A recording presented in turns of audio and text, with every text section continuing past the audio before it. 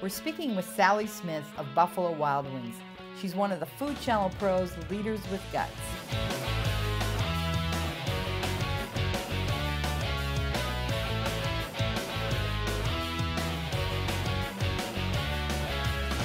Sally, you have 4 of your senior executive team members that are women out of 6. Was that a conscious decision on your part, or did it just evolve that way? Well, I think it's a great decision that just evolved.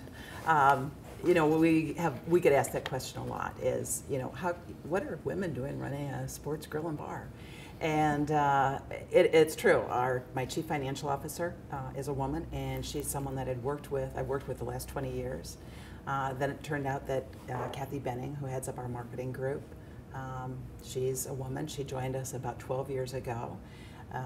Then Judy Shulak, who now runs our operations, she runs both franchise and company operations. She started out, I brought her on for human resources, saw her ability to connect with people in the field, and promoted her into that position. And then I don't know if am I forgetting someone? Oh, I guess me. It wasn't a conscious decision, and we have at all levels, both men and women, obviously, who help and provide great feedback. But it's a wonderful opportunity at Buffalo Wild Wings to kind of see both at work. Sally, how do you see the role of women in business evolving over the next decade? I think there's going to continue to be additional opportunities for women in all areas of business, not just the restaurant industry. You know, I've been doing this now for 30 years, and my degree is in finance, and I think I was, you know, there were about 10% of my class were women at that time. Went to work in public accounting, even a smaller number. But I do think that women work very collaboratively together. I think you're seeing a lot more understanding of what women and how they think and how they work can bring to a business. They may think of things a little bit differently.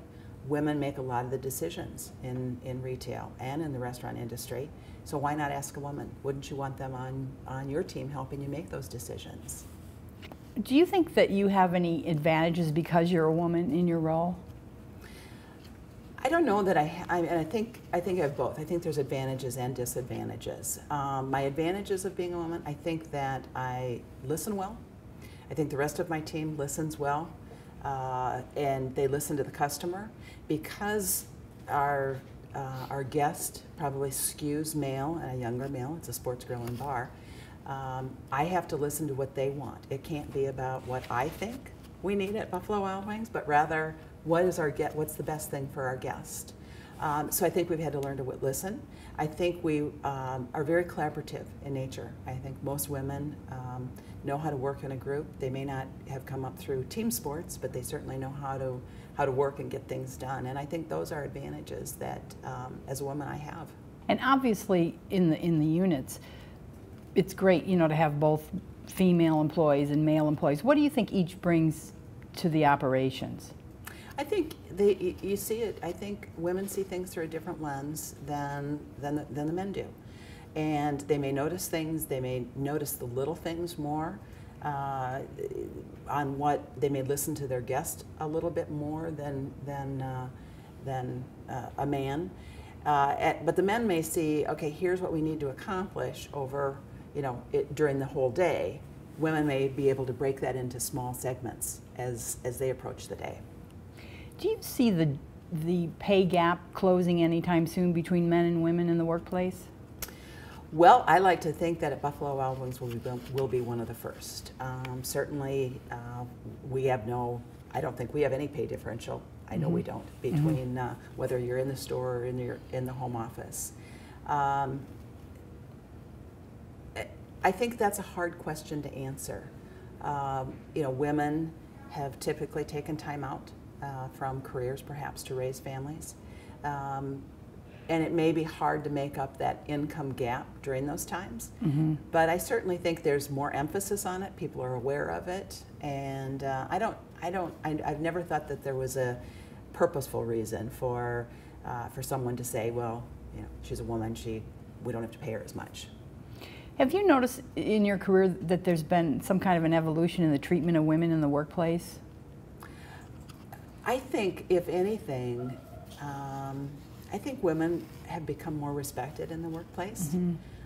I think they're valued for the difference of opinion and a different way of looking at things than they have been in the past.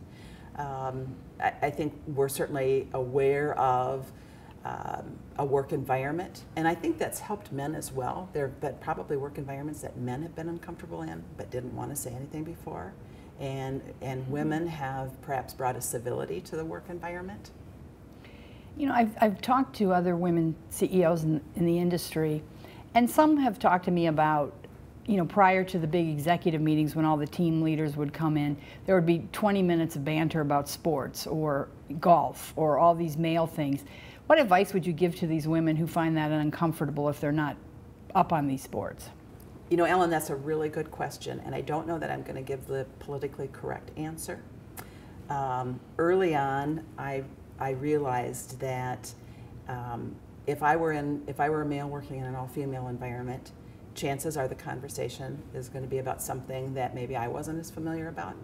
Just the same, if I'm a female working among a lot of men, the conversation is going to be about sports. It's going to be about what the latest game was or who won the golf tournament.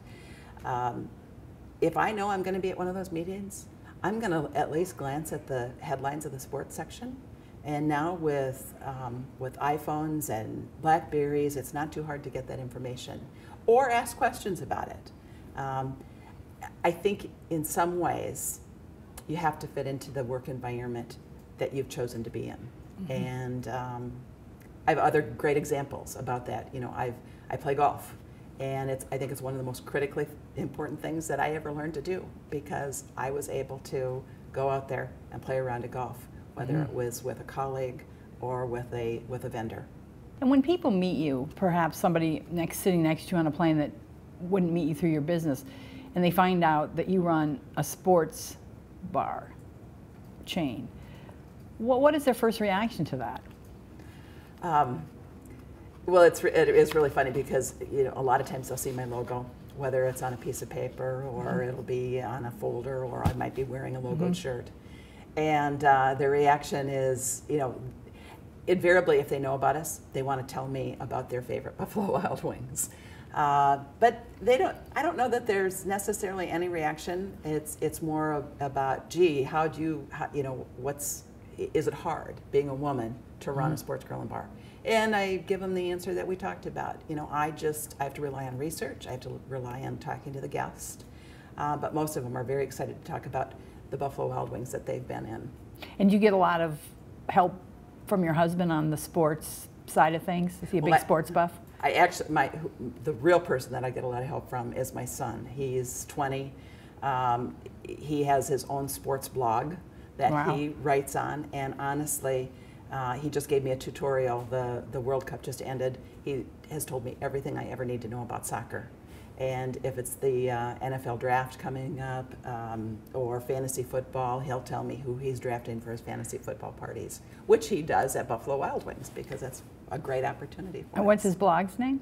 His blog is 7daysports.blogspot.com. Are you involved in any formal mentoring programs for women at all?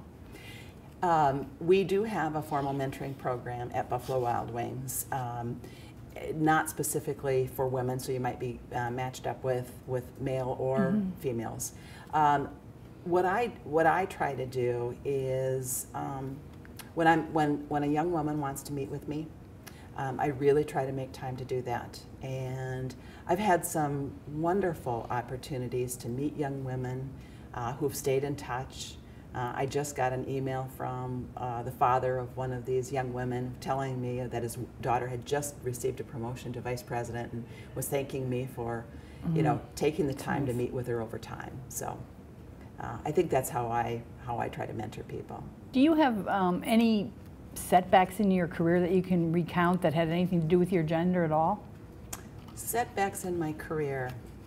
You haven't had too many. You know, I've been very fortunate. I've had a lot of women along the way mentor me. Mm-hmm.